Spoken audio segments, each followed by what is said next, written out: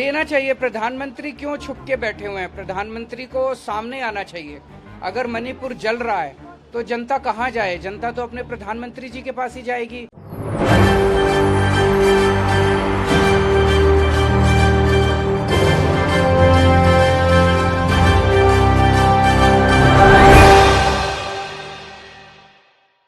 नमस्कार, मैं नाज़मीन खान और आप देख रहे हैं SPN 9 न्यूज। राज्यसभा सांसद रहे संजय सिंह को निलंबित कर दिया जाता है। संजय सिंह को सस्पेंड कर दिया जाता है। सस्पेंड इसलिए क्योंकि उन्होंने आवाज उठाई, क्योंकि उन्होंने एक राज्य को लेकर चर्चा की, क्योंकि उन्होंने जिस राज्य में भारतीय जनता पार्टी की सरकार, डबल इंजन की सरकार है, उस सरकार ने ना तो मणिपुर के बारे में सोचा, ना ही देश के प्रधानमंत्री ने मणिपुर जाकर मणिपुर की जनता का सुध लिया। कुकी और मई समुदाय के बीच में जो झगड़ा चल रहा था, उस झगड़ा को सुलझाने के लिए हमारे देश के प्रधानमंत्री ने कोई बड़ा कदम नहीं उठाया है और सिर्फ संसद के बाहर 10 सेकंड आकर बोलकर ये दिखाने की कोशिश करते हैं कि उन्होंने देश के हित में बहुत बड़ा काम कर दिया। वही संजय सिंह जब संसद में रहते हुए आवाज उठाते हैं कि मणिपुर पर चर्चा होनी चाहिए, मणिपुर पर चुप्पी तोड़नी चाहिए, हमारे देश के प्रधानमंत्री को मणिपुर के बारे में संसद में आकर बोलना पड़ेगा। संसद के बाहर बोलना वो काफी नहीं है, बल्कि संसद में आकर जवाब देना होगा कि आखिरकार आपने मणिपुर के लिए क्या कुछ किया है। तो उसके बाद क्या देखा जाता है, राज्यसभा की स्पीकर जगदीप धनखड़ यहाँ पर एक ऑर्डर सुनाते हैं और वो ऑर्डर क्या होता है, यहाँ पर संजय सिंह को सस्पेंड किया जाता है। संजय सिंह को पूरे मानसून सत्र के लिए सस्पेंड कर दिया जाता है, जिसके बाद संजय सिंह लगातार संसद के बाहर धरना देते हुए नजर आते हैं। लेकिन धरने के दौरान उन्होंने अपनी हार नहीं मानी, लगातार वो संसद के बाहर भी मणिपुर मामले पर प्रधानमंत्री नरेंद्र मोदी को घेरते हुए नजर आते हैं। लेकिन जिस तरीके से जगदीप धनखड़ ने जो ये काम किया है, क्या वो वापस संजय सिंह को बुलाते हुए नजर आएंगे? पहले वो वीडियो देखिए जिसमें हंगामा छिड़ता हुआ नजर आता है और जिसमें एक ऑर्डर पास होता है कि संजय सिंह सस्पेंड हो जाते हैं। देखिए ये report.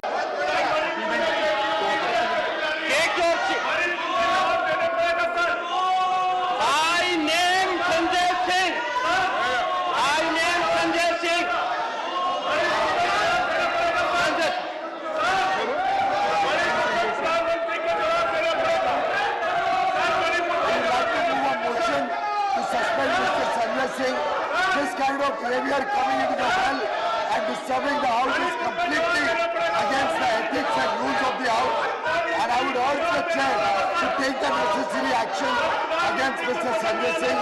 The government wishes to move a motion for the suspension of Mr. Sanjay Singh for the remainder period of the house. Move your motion. Sir, I move the motion that Mr. Sanjay Singh, who has been named by the chair, be hereby suspended for the rest of the duration of the rest of the session until the last day of this current session.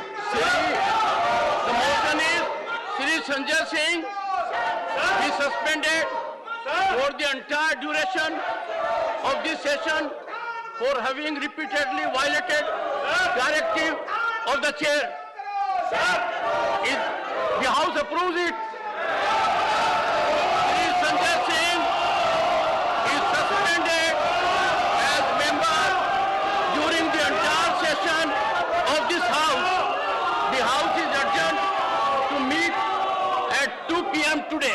जैसे कि आपने देखा जगदीप धनखड़ कैसे संजय सिंह के खिलाफ एक फैसला सुना देते हैं। लेकिन यहाँ पर यह देखना होगा कि मणिपुर राज्य को लेकर अगर चर्चा नहीं हुई तो मणिपुर की आग कैसे शांत होगी। अभी गोलीबारियां भी देखी जाती हैं, वहां पर लोगों की जान खतरे में है, कई लोग जान गंवा चुके हैं, कई लोगों के घर बेघर हो चुके हैं। संख्या की बात कही जाए तो हजारों की संख्या पार होती हुई नजर आ रही। तो ऐसे में हमारे देश के प्रधानमंत्री कहां सोए हुए हैं? इसी बात को लेकर संजय सिंह यहाँ पर क्या कुछ बोलते हुए नजर आ रहे हैं, देखिए ये रिपोर्ट। जैन साथियों, आज टीम इंडिया के आंदोलन का चौथा दिन है। 3 रातें इसी संसद परिसर में एक ही आवाज लगाते रहे हम लोग कि प्रधानमंत्री जी सदन में आइए और मणिपुर की हिंसा पर जवाब दीजिए। देश का एक हिस्सा जल रहा है, महिलाओं के साथ बलात्कार की घटनाएं हो रही हैं, दरिंदगी हो रही है, हैवानियत हो रही है, छोटे छोटे बच्चों का कत्ल हो रहा है, लोग रिलीफ कैंप्स में रहने के लिए मजबूर। लेकिन देखा प्रधानमंत्री जी को आपने क्या क्या बयान दे रहे हैं? इंडिया की तुलना आतंकवादी संगठन से कर रहे हैं। और कल उनका एक बयान आता है, प्रधानमंत्री जी कह रहे हैं 24 में दोबारा हम सत्ता में आएंगे। प्रधानमंत्री जी, थोड़ी तो संवेदनशीलता दिखाइए, थोड़ा तो दर्द अपने मन में दिखाइए। देश का एक हिस्सा जल रहा है, आपसे लोग सवाल पूछ रहे हैं, आप जवाब देने के लिए तैयार नहीं। अभी भी आपको चिंता है 24 की, कैसे दोबारा सत्ता में आएंगे। मैं इस देश के लोगों से कहना चाहता हूं, हाथ जोड़कर आपसे विनती करना चाहता हूं, सोचिए जरा, एक ऐसा व्यक्ति जो एक हिस्सा देश का जलता रहे और उसको सत्ता की भूख सताती रहे, दोबारा सत्ता में आने की चिंता सताती रहे, वो आपका रखवाला कैसे हो सकता है? वो आपको सुरक्षा कैसे दे सकता है? देश के प्रधानमंत्री पर मुझे चंद लाइनें याद आती हैं। अगर माहौल जहरीला हो जाए तो जानो बदन को खतरा है। माली खुद नोच डाले फूलों को तो चमन को खतरा है। औलाद निकम्मी हो जाए तो धन को खतरा है। सरकार निकम्मी हो जाए तो वतन को खतरा है। इस वतन को, इस मुल्क को ऐसी निकम्मी सरकार से खतरा है जो इतनी बड़ी हिंसा, दरिंदगी और हैवानियत के बाद भी खामोश है। आइए हम सब मिलकर मोदी सरकार को जगाएं और उनसे मणिपुर पर जवाब मांगे। मणिपुर में शांति बहाली होनी ही चाहिए। वो हमारे देश का एक ऐसा अंग है जो बॉर्डर स्टेट है और वहां शांति और अमन की सख्त जरूरत है। हम सबको मिलकर मणिपुर के साथ खड़ा होना। जय हिंद। जय हिंद साथियों, इस वक्त मैं संसद के परिसर में हूं और राष्ट्रपिता महात्मा गांधी जी की प्रतिमा के सामने हम लोगों का धरना जारी है।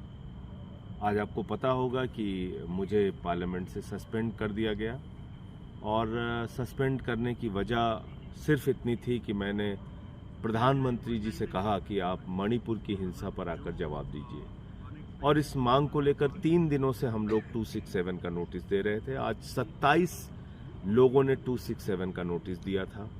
सरकार से हमारी मांग थी कि प्रधानमंत्री जी मणिपुर की हिंसा पर जवाब दें। मणिपुर की जो तस्वीरें आई, जो वीडियो आए पिछले दिनों, वो हृदय विदारक, मन को विचलित करने वाले। अगर कोई भी संवेदनशील व्यक्ति होगा तो उसको रात में नींद नहीं आएगी। और जब ये बयान मैंने सुना एक रिटायर्ड सूबेदार का कि मैंने भारत माता की तो रक्षा की, मैंने देश की तो रक्षा की, मैंने कारगिल का तो युद्ध लड़ा, लेकिन अपनी पत्नी की रक्षा नहीं कर पाया। यानी ये जब पता चला कि उसमें से जो 2 महिलाएं थीं, उनमें से एक महिला, जिनको 2 महिलाओं को नंगा करके परेड कराया गया, उनमें से एक महिला का पति वो कारगिल युद्ध में हिस्सा ले चुका है और आर्मी का रिटायर्ड सूबेदार है। भारत माता इस घटना से शर्मिंदा है। 140 करोड़ लोग इस घटना से शर्मिंदा हैं, लेकिन हमारे प्रधानमंत्री को शर्म नहीं आती। वो नारा देते हैं बेटी बचाओ का, बेटी पढ़ाओ का, बड़ी बड़ी बातें करते हैं। प्रधानमंत्री जी, कैसे आप खामोश रह सकते हैं? देश के एक हिस्से में बेटियों का बलात्कार हो रहा है, महिलाओं को नंगा करके घुमाया जा रहा है, उनके साथ अश्लीलता की जा रही है, दरिंदगी और हैवानियत की जा रही है, छोटे छोटे बच्चों का कत्ल हो रहा है, लोगों के घर जलाए जा रहे हैं, बुजुर्गों की, माताओं बहनों की हत्याएं हो रही हैं, और आप चुप हैं, आप खामोश हैं, आपको शर्म नहीं आती? आप सदन में आके जवाब नहीं दे सकते? आप कैसे इतने संवेदनहीन हो सकते हैं प्रधानमंत्री जी? आप पूरी दुनिया की सैर कर रहे हैं, आपको चीता के ऊपर 3 दिन फोटो खिंचवाने की फुर्सत है, आपको रोज रेलवे की झंडी दिखाने की फुर्सत है, आपको मणिपुर पर बोलने की फुर्सत नहीं, लेकिन ब्राजील के फुटबॉलर पे ट्वीट करने और बोलने की फुर्सत है, आपको क्रिकेट के खिलाड़ी की उंगली टूट जाए तो उस पर ट्वीट करने और बोलने की फुर्सत है। ये कैसा दोहरा चरित्र है आपका प्रधानमंत्री जी? आप क्या समझते हैं इस देश के लोगों को? क्या मणिपुर के लोग इंसान नहीं है? क्या मणिपुर भारत का हिस्सा नहीं है? अगर इस प्रकार की दरिंदगी, हैवानियत और हत्या की घटनाएं वहां हो रही हैं, तो आप खामोश कैसे रह सकते हैं? और मैंने कौन सा गुनाह कर दिया ये मांग करके कि प्रधानमंत्री को सदन में आके जवाब देना चाहिए, प्रधानमंत्री को सदन में आके बोलना चाहिए? आप दिन भर में 4 बार कपड़े बदलने की फुर्सत आपके पास है, 10 मिनट 20 मिनट आप सदन में आके मणिपुर की हिंसा पे नहीं बोल सकते?